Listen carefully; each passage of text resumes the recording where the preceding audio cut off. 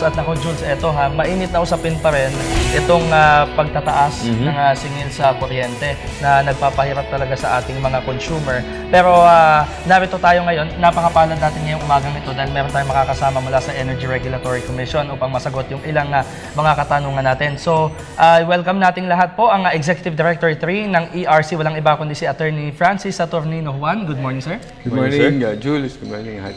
Opo. Sir, yung latest po sa pagtataas ng singil sa kuryente, inatasan po ng ERC yung ilang mga power producers na ibalik o i-refund yung ilang mga o bawasan yung singil sa kuryente nitong Nobyembre at Disyembre po. Ang inatasan ng ERC yung PEMC kasi siya naman yung namamahala ng merkado at sinabi ng ERC sa PEMC na kalkulahin mo ulit yung mga presyo. Dahil yung presyo naglabasan nung Nobyembre at Disyembre sa merkado ay hindi na masasabing makatwiran. Kaya kung magagawa na ng PEMC ito, inaasahan naman na mas malaking kababaan yung magiging singil. At ito na ngayon ang gagamitin ng mga kumpanya ng kuryente sa kanilang paniningil sa mga distribution utilities tulad ng Meralco. Alright, sir. Sir, mabilis na pagtanaw lang ukol doon sa issue. Yung Supreme Court, nag-issue sila ng TRO regarding certain rules. So, pwede po ba natin balikan na mabilisan lang po para po sa added knowledge sa ating mga viewers kung bakit po nagtalaga ng TRO ang Supreme Court? Mayroon kasing napipintong pagtataas ng singil noong Disyembre ang Meralco at ito'y mahigit na 4 na piso. Kaya't mayroong kumwestiyon ito. Isa sa mga question na kanilang ibinigay sa Korte Suprema ay yung paraan ng paniningil ng generation charge. Kaya't ito'y nakabinbid pa rin sa Korte Suprema, subalit patuloy naman nag-imbestiga ang ERC kung ano talaga ang nangyari doon sa presyuhan sa merkado at yun na nga kanyang pag-aaral batay doon sa preliminary report ng kanyang investigatory unit na mayroong basihan upang isa pawalang bisa yung mga presyong ito at gumamit ng presyong mas mababa. Okay. Sir, meron pong balita o issue na lumabas na nagdulot po ng kalituhan para sa mga consumers ng Meralco. Okay. Tapos nakalagay daw po sa latest billing nito na 2 yung lumalabas ng presyo. So ano po yung naimbestigahan natin ukol dito sa issue na ito? Pagdating naman dito ay naayos ito in the sense na yung Meralco, pagdating sa March billing niya, hindi na niya sisingilin as part ng total amount due yung deferred amount na nasasakop ng temporary restraining order ng Korte Suprema. Alright, sir. Another issue naman po, no? Alam naman po nating lahat ng Meralco ay isang private company. So, hanggang saan po ba yung saklaw ng kapangyarihan ng ERC para po siyempre ma-regulate yung mga aksyon, yung mga desisyon ng Meralco? Sa kanyang paniningil, ang kanyang singil para sa kanyang distribution, supply and metering, ito'y tinatakda ng ERC. At sa iba pang mga usapin tulad ng kanyang compliance sa mga technical standards, ito ay tinitingnan at minomonitor din ng ERC. So, sir, nabanggit niyo po yung tungkol dyan.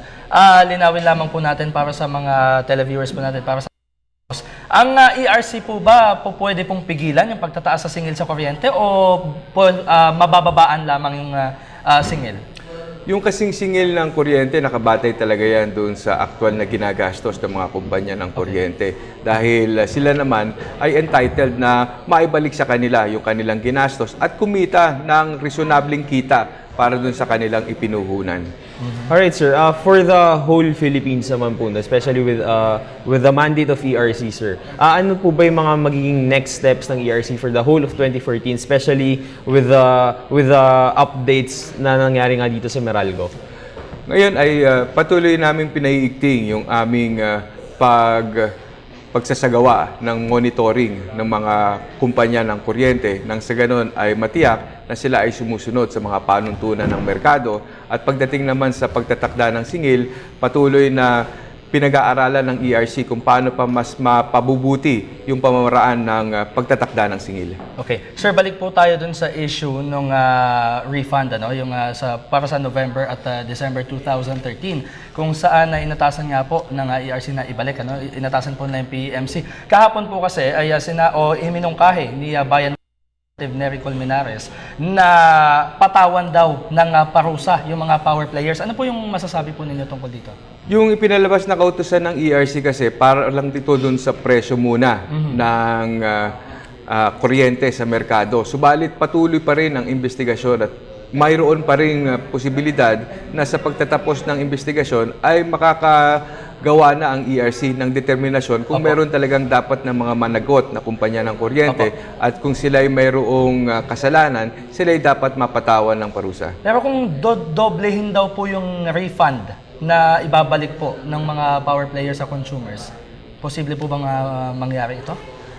Ang mga penalty kasi na maaaring ma-impose dun sa mga kumpanya ng kuryente matapos na sila ay mapatunayang nagkasala, ito ay sinasaklaw din ng batas. So, titingnan natin kung yan ay naaayon sa batas. Alright. Sir, sa paghimay naman natin lalo pa dito sa issue, no? Sinasabi po ng mga power players natin na kaya raw po tumataas yung pagsingil nila ng presyo ng kuryente dahil po sa merkado po mismo, yung world market po mismo, yung prices kasi parang binababalan din sa kanila. So, gaano po ba ito katotoo, sir, na talagang malaki yung impact ng global market prices kaya yun din tumataas din yung prices dito sa Philippines? Totoo yan kasi tulad na lang sa generation, halimbawa, malaking bahagi nung ginagastos ng mga kumpanya ng kuryente ay yung panggatong na ginagamit nila. At yung panggatong, yung mga panggatong na inaangkat, nakabata yan dun sa presyo ng pandaigdigang merkado. So kung tataas ang presyo ng panggatong sa merkado, tataas din ang kanilang gastos.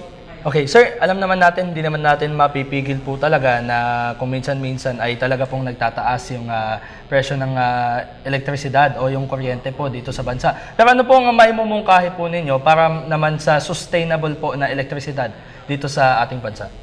Pagdating dun sa pagdadagdag ng kapasidad, syempre, ito na rin mismong merkado ang magsisignal na ngayong medyo kumakaunti yung ating supply, nakikita ng mga investors na mayroong oportunidad na sila ay makapagnegosyo upang makapagdagdag ng kapasidad.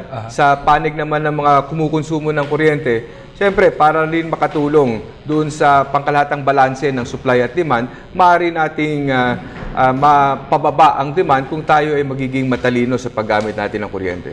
Right, sir. Now, on the general issue po, sinasabi ditong mga recent news, no, regarding the price hike nga po ng electricity, na sinasabi ng mga power players po natin na kaya po sila nagtaas ng presyo dahil po maraming mga planta ang nag-shutdown because of maintenance. So, gaano po katotoo ito, sir?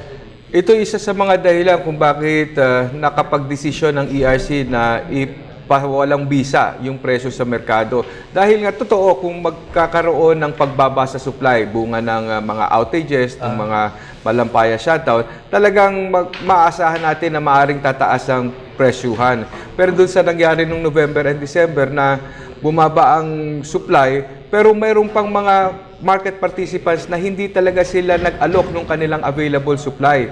Kaya ito ang naging dahilan kung bakit ang mga presyuhan ay sobrang naging matataas at natukoy na tuloy ng ERC na ito ay hindi na makatwiran. Opo. Ito pong, balik po tayo dun sa issue ng PMC, sir. Ano? Pero nagsisilbi po bang babala ito para sa lahat ng mga power players o producers na wag nang maulit, ika nga? Paano po kaya magagaranti na hindi na po mauulit yung mga ganitong klaseng kalituhan o di naman po kaya hindi pagkakaunawaan o ito pong mga nasisingil po sa ating mga consumers? Ang DOE at ang ERC, ang PEMC, sila ay nag-uusap-usap tungkol sa kung ano ang maaaring mga mitigating measures pa na i-implementa sa merkado nang sa ganon ay maiwasan ang pangyayaring tulad nito. Opo. Alright, sir. Para naman po sa lahat ng mga boss, no, na nanonood ngayon na syempre, iba-iba pa rin po kasi mga sumusulpot ng mga balita ngayon din. So, directly from ERC po, paano po kaya sila makikipag-ugnayan po, of course, sa ERC if ever na talagang lumabas pa rin sa bill nila na dalawa pa rin? Paano po sila makipag-ugnayan po sa ERC? Ang pinakamadali ay tingnan nyo ang aming lahat ng contact numbers through email, through telephone number at makikita nyo itong lahat sa aming website na erc.gov.ph.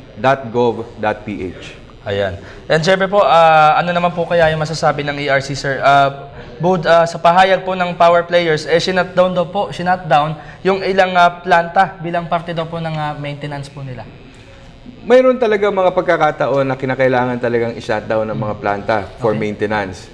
At hindi naman natin sila sinisisi kung ito'y gagawin nila. Okay. Subalit ang hindi talaga natin matanggap, batay na rin dun sa pinalabas ng ERC na kautusan niya, ay yung pag-shutdown, pagkawala ng ilang planta, at meron pa rin hindi mga nagsipag-offer ng kapasidad, at tuloy ang mga naging presyuhan ay naging matataas dahil imbis na yung mga mas murang planta ang magagamit para tugunan yung demand, mas mga mahal na planta na ang napatatakbo at sila ngayon ang nagdidikta ng presyo. Alright. Sir, may certain schedule po ba itong pag-shutdown? Since maintenance nga po siya, so usually, di ba, dapat po may order po yan ng scheduling?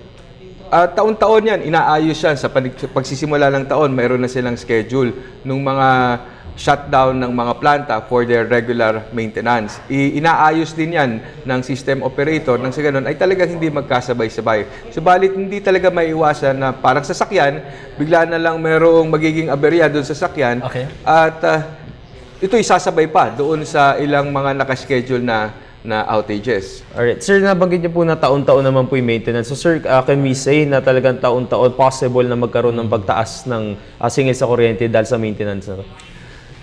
Hindi natin masasabi dahil maaari naman yung mga shutdown ay talagang nakaayos at walang mga aberyang naganap doon sa mga ibang planta naman na hindi supposedly mag-shutdown. So, kung ganon ang mangyari, medyo hindi maapektuhan masyado supply. Magkakaroon talaga ng epekto sa presyo kung bukod dun sa mga naka-schedule na shutdown ay magkakaroon pa ng mga outages at iba pang aberya sa mga ibang planta. Okay. Sir, malapit na naman mag-summer. Actually, kanina, ramdam na po natin yung init ng panahon. Pero posible po kayang tumaas yung presyo ng kuryente, lalong-lalo na po ngayong darating na summer, April and May? Tuwing summer, nakikita nga natin na may trend na pataas ang presyo dahil nga talaga tumataas bukod dun sa bumababa ang supply dahil ang mga hydro plants natin halimbawa hindi makapagbigay ng kuryente. Meron din mga planta na nag-outage during summer, mababa ang supply tapos ang demand naman pataas. Kaya masyadong manipis yung margin at dahil dito ay mayroon talagang upward pressure para sa mga presyo ng kuryente. Alright, sir. Bilang huling mensahe niyo po sa ating mga boss po, paano po sila makakatipid, lalo na ngayong summer na kahit mainit, baka may possible ways pa rin na makatipid? Maraming mga paraan ng pagtitipid sa ating kabahayan na lang. Hindi natin dapat iniiwan na lang na bukas yung mga ilaw kung hindi naman ginagamit, yung mga nakasaksak na appliances kung hindi naman ginagamit, pwede namang i-unplug. Malilit na bagay na ganito, kung pagsasama-samahin, malaking epekto rin ito. Ang impact nito ay malaki rin. Siguro, Jules, para na din yung disiplina na lang siguro natin sa sarili natin. Gaya ng aircon, schedule na lang siguro natin yung paggamit ng aircon ngayong darating na summer. Okay, maraming salamat po sa inyong panahon, Executive Director 3, Attorney Francis Saturnino Juan ng Energy Regulatory Commission. Thank you, sir. Thank you. Thank you. And Haji, at least marami tayong na-clarify na sana maraming natutunan yung mga boss natin.